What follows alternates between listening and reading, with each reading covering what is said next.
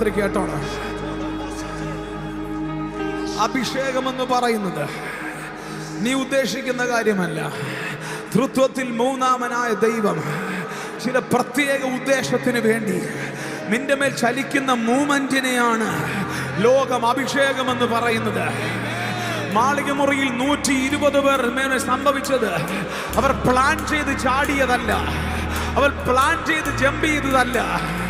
ഒരു പ്രത്യേക ഉദ്ദേശത്തിന് വേണ്ടി സ്വർഗം തുറന്നു, പരിശുദ്ധാത്മാവ് അവരുടെ മേൽ ഇറങ്ങി. മോളെ, ഇന്ന് രാത്രി എന്തൊക്കെയോ ഉദ്ദേശങ്ങൾ നിന്റെ അഭിഷേകം നിന്റെ മേൽ നടത്തി തരികയാണ്. എനിക്കറിയത്തില്ല ആരുടെയോ കയ്യിൽ പുതിയ ആയുധങ്ങൾ ദൈവം കൊടുക്കുന്നു.